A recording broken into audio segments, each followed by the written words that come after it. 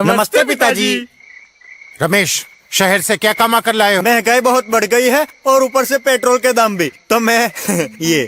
सुरेश, ये कुछ पैसे मम्मी जी के लिए मोबाइल, दीदी के लिए कंगन और भैया के लिए चप्पल। कहाँ से की कमाई?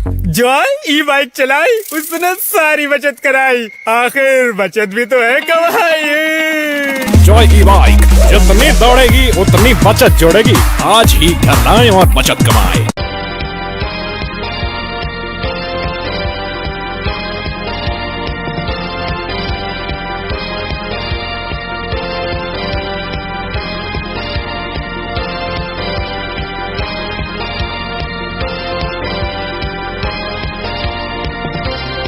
नमस्कार, मैं हूं संजय सरवरी और आप देख रहे हैं लकी डीसी न्यूज। तो खबरों की शुरुआत करने से पहले आइए एक नजर डालते हैं दिन भर की खास खबरों पर। प्रदेश के मुख्यमंत्री डॉक्टर मोहन यादव पहुंचे दमोह। कैबिनेट बैठक में हुए शामिल। रानी दुर्गावती जन्म जयंती समारोह में दमोह को दी गई सौगातें। घर के बाहर शिशु का मिला शव, क्षेत्र में सनसनी। दमोह में महिलाओं के द्वारा निकाली गई विशाल चुनरी यात्रा।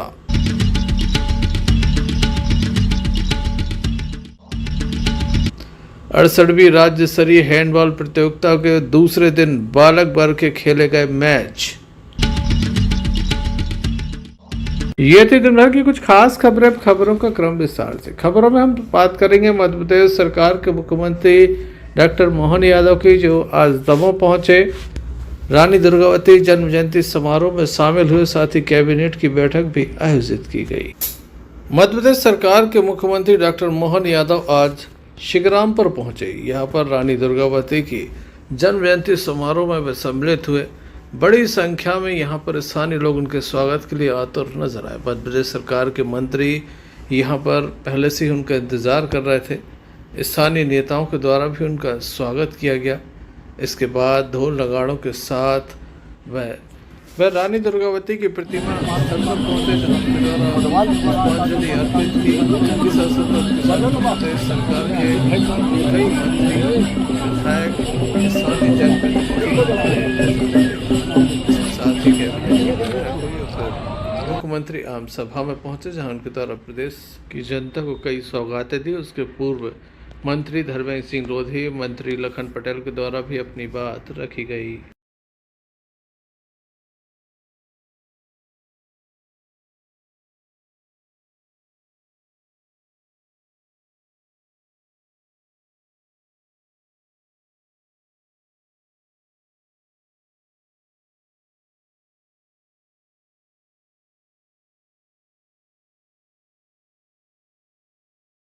बनाने की घोषणा की थी।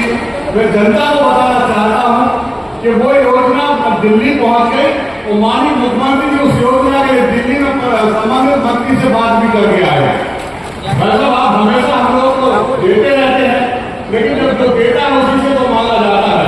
मेरे बुंदेलखंड की एक बहुत महत्वपूर्ण और बहुत पुरानी मांग है, नर्मदा नदी को हमारी जो जीवन रानी दुर्गावती के नाम पर ये नगरी दमोह और उसके साथ ही रानी दुर्गावती के लिए 2 तालियां बजाएं, जिसके कारण से दुनिया के अंदर एक अपने बलबूते पर एक महारानी धीरता, वीरता, गंभीरता, पुरुषार्थ, पराक्रम, कितने प्रकार के विश्लेषण, कितने प्रकार के गुणों से हमारी अपनी यहाँ की रानी दुर्गावती ने इतिहास को धन्यता में वर्णन करता, अभिनंदन करता और सबका स्वागत करता हूँ। 500 किसको कहते हैं? 5 सदी, 500 साल पहले एक हमारे बीच में ऐसी वीरांगना धरती पे आई, जिसके कारण से आदमी व्यक्ति का रोम रोम रोमांच से उत्तेजित हो जाता। नाम मात्र से दुश्मनों के हाथ में हम इसको बोल नहीं सकता, इस प्रकार की उनकी हालत होती थी। जो नाम के रानी दुर्गावती के लिए, जिसके कारण मुगलों के दांत पक्के हुए। आज के इस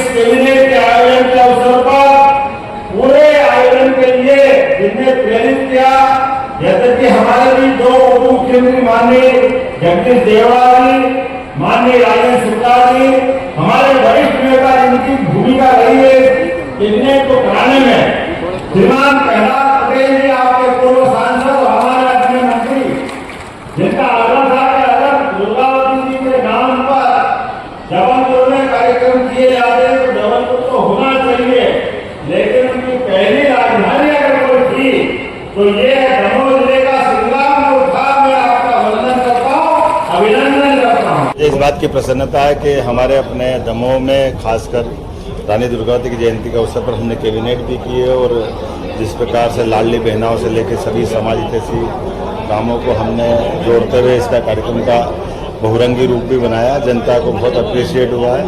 मैं हमारी वीरांगना रानी दुर्गावती को स्मरण भी करता हूँ, जिनके सुशासन से हमारी सरकार संकल्प लेकर के और सुमार्ग पे और इन व्यवस्थाओं को लागू करेगी जो उनके काल में चली थी। खास करके किसानों के लिए जल रचनाओं के आधार पर उनकी खेती में सुगमता से पानी कैसे पहुंचाया जा सकता है, अपने देश के और प्रदेश के अंदर सशस्त्र सेनाओं के साथ किस प्रकार से क्या क्या व्यवस्था की जा सकती है, बहुत सारे काम हैं जिनको हम कर सकते हैं।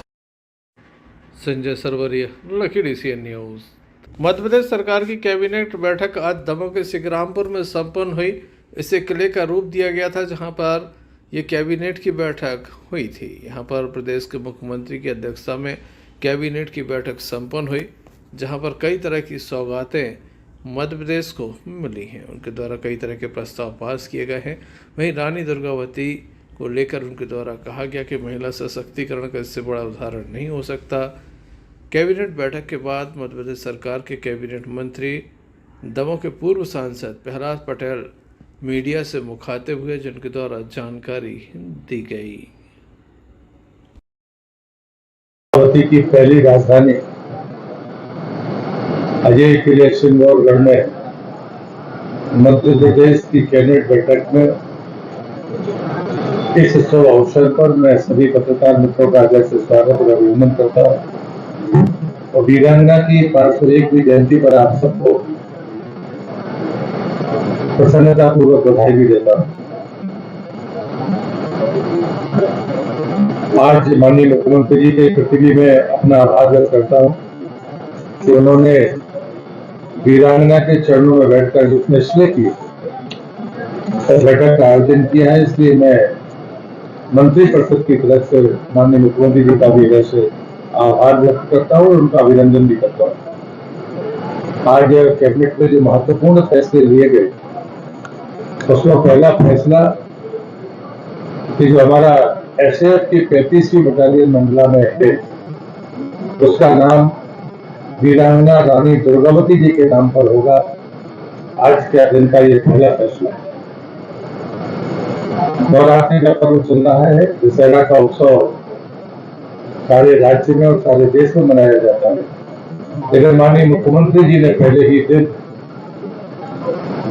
लोक माता अहिल्याबाई जी के उस पुरातन शस्त्रागार से पूजन करके एक घोषणा की है कि दशहरा इस बार लोक माता अहिल्याबाई के नाम पर होगा। तो सभी मंत्री या तो अपने विभाग के जिले में होंगे या अपनी विधानसभा में होंगे। हमारे सभी विधायक और सांसद जिला मुख्यालय में जहां भी शस्त्रागार होगा वहां जाकर दशहरा का पूजन करेंगे और ये दशहरा लोक माता अहिल्याबाई को समर्पित होगा।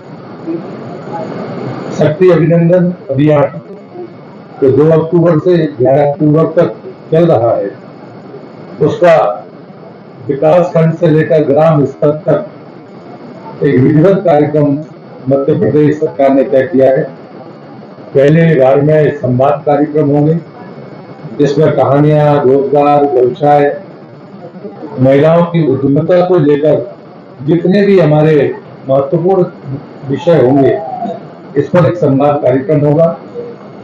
बालिकाओं के प्रशिक्षण हेतु तो सेफ्टी बात है, सशक्त वाहिनी पंजीयन, ये इसका दूसरा चरण होगा। मानसिक स्वास्थ्य संबंधी कार्यक्रम, जिसमें विकास और महिला भागीदारी पर चर्चा होगी। बालिकाओं के द्वारा मार्शल आर्ट का प्रदर्शन और सकारात्मक पुरुष भागीदारी पर चर्चा, ये उसका चौथा बिंदु होगा। साइबर सिक्योरिटी एक बड़ी चुनौती है, इसलिए सोशल मीडिया सिक्योरिटी पर प्रशिक्षण होगा। मैं निडर हूँ इस स्लोगन के साथ बालिकाओं का दृष्टिकोण सोशल मीडिया कैंपेन के द्वारा पूरे राज्य में चलाया जाएगा।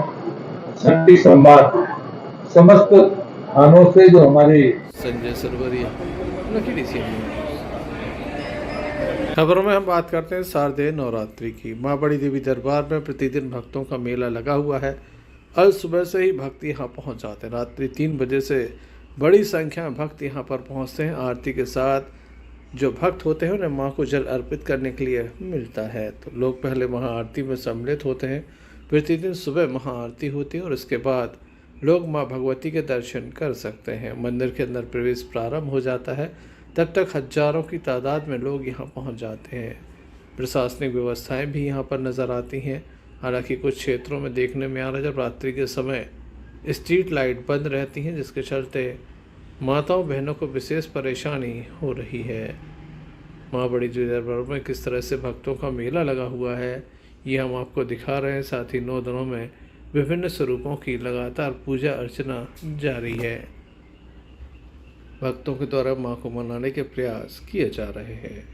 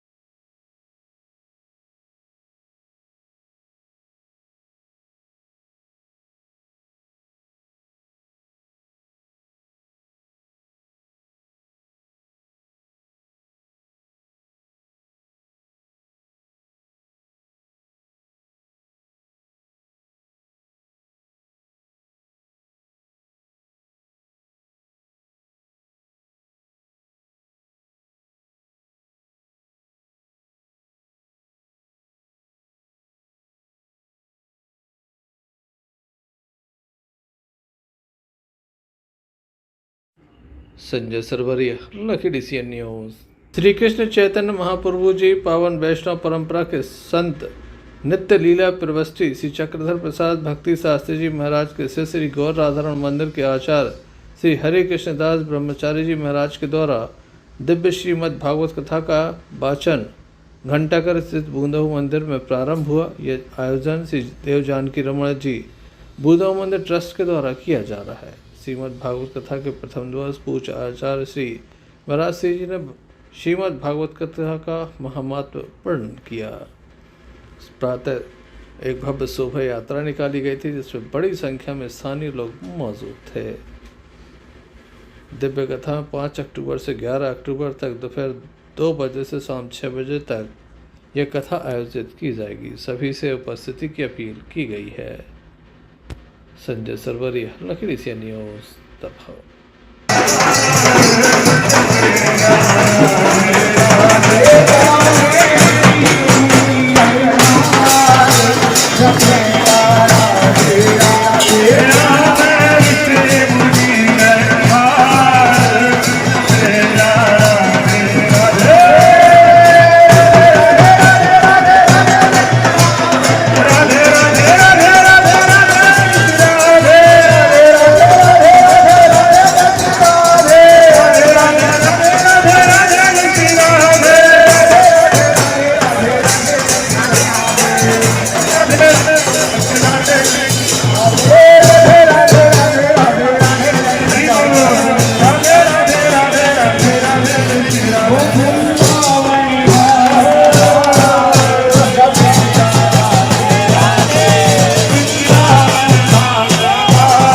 दमोह के असाठी वार्ड स्थित प्रेमद्वार बाबा के दरबार से मां बड़ी देवी दरबार तक भव्य चुनरी यात्रा निकाली गई। 51 मीटर की भव्य चुनरी यात्रा थी। खास बात यह थी कि इसमें महिलाओं की विशेष उपस्थिति रही। स्थानीय भक्तों के द्वारा मिलजुल कर ये यात्रा निकाली जाती है। प्रतिवर्ष ये यात्रा निकलती है। उत्साह के साथ, भव्यता के साथ ये यात्रा निकाली जाती है। आइए हम आपको दिखाते हैं।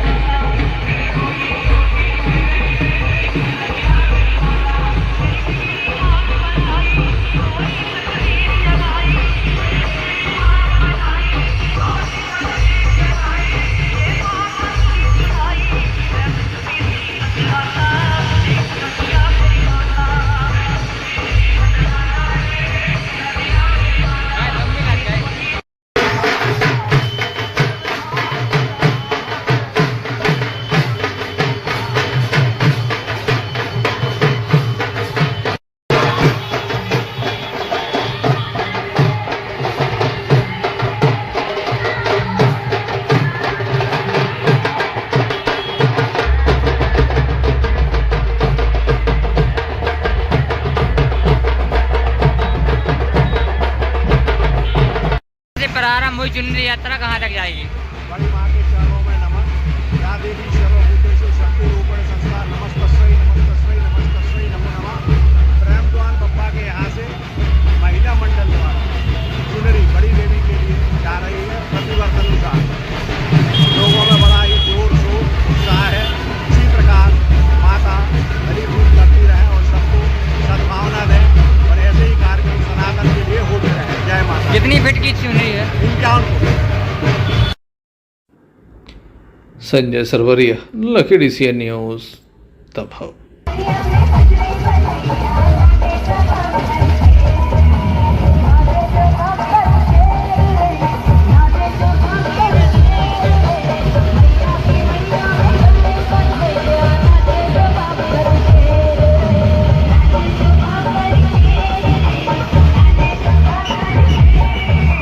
सागर जिले के रहली थाना अंतर्गत ग्राम छिरारी में देर रात ही ग्राम में जब हड़कंप मच गया जब एक व्यक्ति के घर के सामने नवजात शिशु जीवित अवस्था में रोते हुए मिला। प्राप्त जानकारी के अनुसार चांदपुर रोड पर बने अनिल साहू के घर के परिजन देर रात ही घर के बाहर निकले, जहां अनिल साहू के छोटे बेटे ने देखा कि गेट के सामने कोई नवजात शिशु की आवाज आ रही है। जानकारी लगते ही आसपास के लोगों को एवं ग्राम के चौकीदार को सूचना दी गई। साथ ही रहली डायल हेडनेट को सूचना दी गई। मौके पर डायल हेडनेट भी पहुंची, जिसके द्वारा नवजात को सामुदायिक स्वास्थ्य केंद्र में भर्ती कराया गया। नवजात शिशु का डॉक्टर बसंत नेमा के द्वारा जांच की गई, जिसमें बताया गया कि फिलहाल बच्चा 2-3 दिन पहले ही जन्मा है। इसे विशेष रूप से उपचार की आवश्यकता है। देर रात ही पुलिस के द्वारा ग्रामों में इसकी जानकारी दी गई, हालांकि कोई जानकारी ही नहीं लग सकी। गड़ाकोटा से यूनिस खान की रिपोर्ट।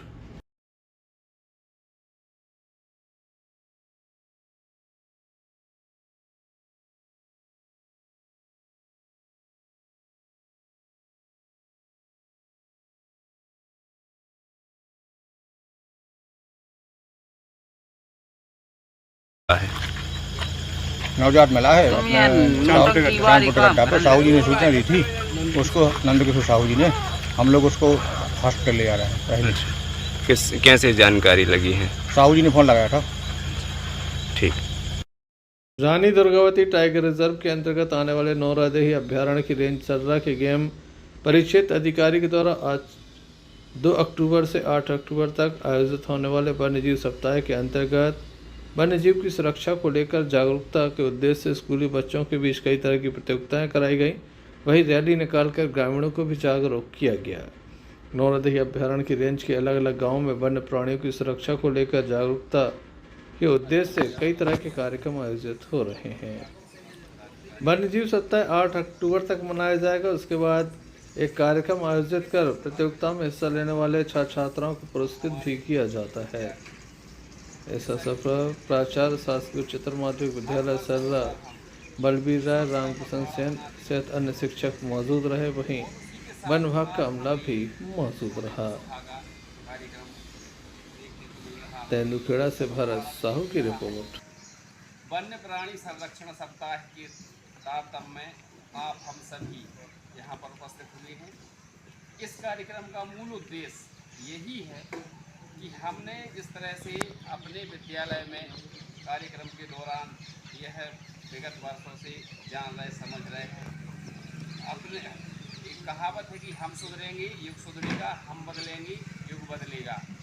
इस स्थिति को चरितार्थ करते हुए सबसे पहले हमें ये ध्यान देना है कि हम स्वयं स्वच्छता से रहें, हमारे घर में स्वच्छता हो, हमारे परिवेश में स्वच्छता हो।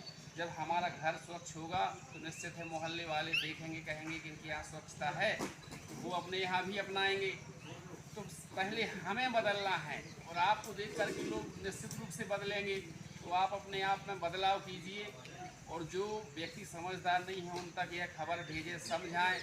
जितनी भी बीमारी है इनका मूल कारण गंदगी है और हमारा परिसर यदि स्वच्छ होगा तो निश्चित रूप से हम बीमारियों से दूर होंगे।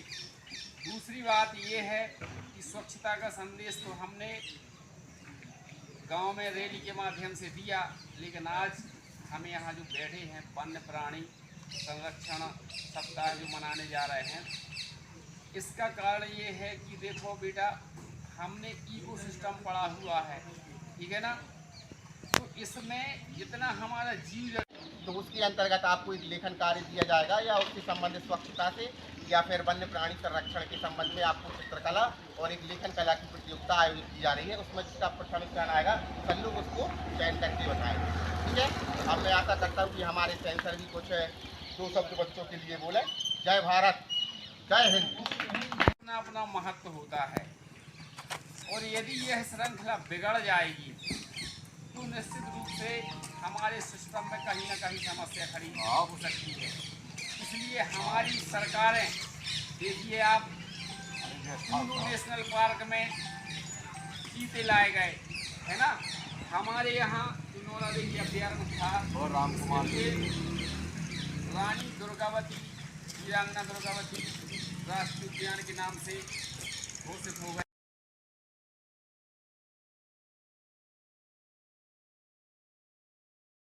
शारदीय नवरात्रि के चलते दमोह शहर में विशाल देवी पंडाल सजाए गए हैं। आकर्षक साज सज्जा की गई दमोह शहर रोशनी से नहाया हुआ है। ऐसा लगता है जैसे दुल्हन की तरह श्रृंगार कर दिया गया हो। शहर में रात्रि के समय इस समय जो लोग निकल रहे हैं, माँ भगवती के दर्शन करने के लिए निकल रहे हैं, वे अपने आप को धन्य समझ रहे हैं। काफ़ी अद्भुत साज सज्जा की गई है। साथ ही माँ भगवती के अनोखे स्वरूप इस बार दमोह शहर में दिखाई दे रहे हैं। कुछ ऐसी मूर्तियाँ रखी गई जिसके पहले कभी दमोह शहर में नजर नहीं आई। माँ भगवती के विभिन्न स्वरूपों में, नए नए स्वरूपों में इस बार माँ भगवती को स्थापित किया गया है।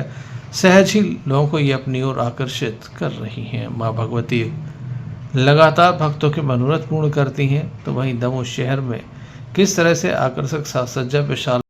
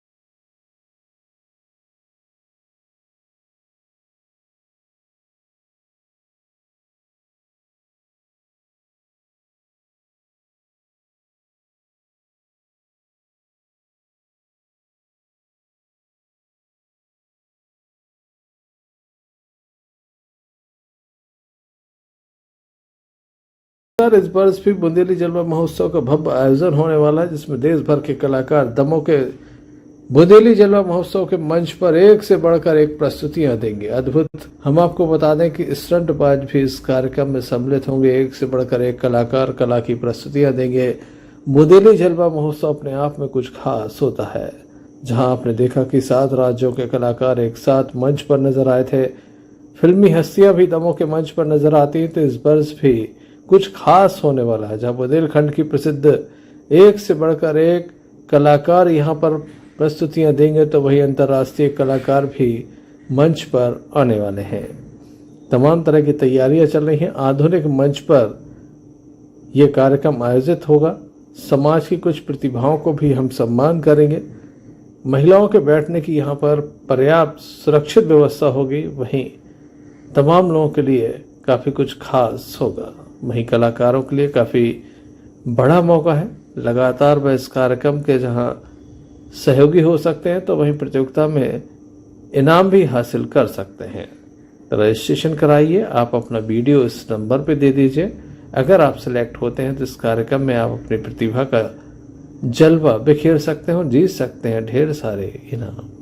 तो हो जाइए तैयार, देर किस बात की। लीजिए बुंदेली जलवा महोत्सव में भाग और दिखाइए अपना जौहर।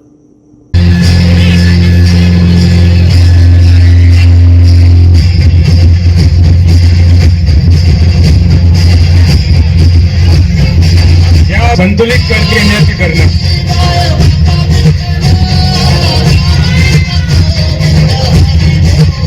जोरदार तालियां जरूर बजाइए इस प्रस्तुति के लिए।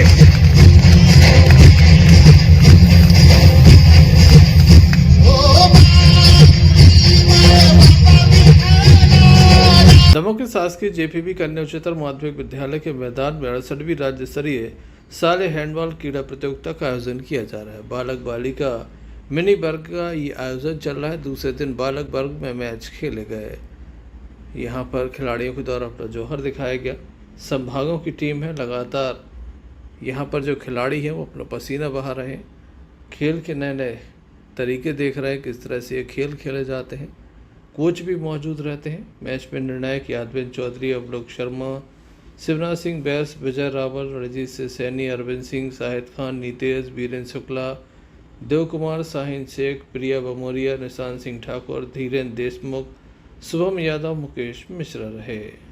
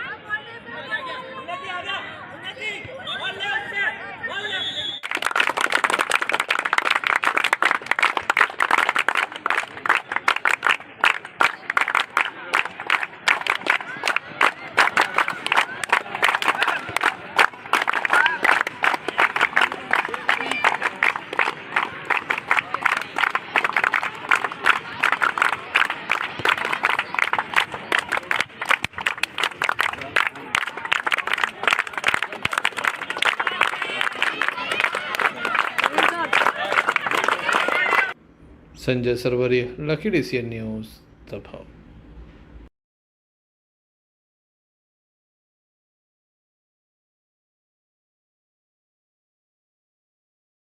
चलते चलते एक नजर मुख्य समाचारों पर फिर से।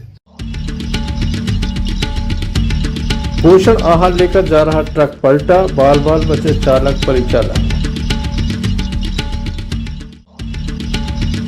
रानी दुर्गावती जयंती पर सिगरामपुर में होगी मोहन सरकार की कैबिनेट बैठक। तमाम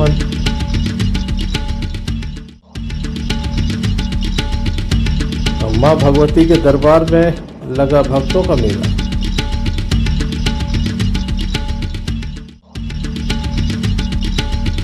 अड़सठवीं राज्य स्तरीय हैंडबॉल प्रतियोगिता का हुआ शुभारंभ। ये थे अभी तक की कुछ खास खबरें। न्यूज बुलेटिन लेकर हम पुनः हाजिर होंगे, तब तक के लिए दीजिए हमें इजाजत। नमस्कार। क्यों ना हम साथ चले, साथ चले, साथ बढ़े देश मेरे भारत का जॉय, भारत का जॉय, जॉय ई बाइक।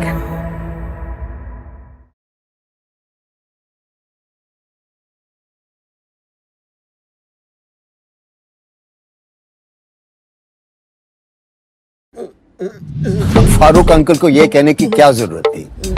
ये बैगन की बातें नको करो जी। तुम बस मेरे को एक इलेक्ट्रिक स्कूटर दिखा दो यारों, जो दिल खोलकर चलाने की आजादी देती।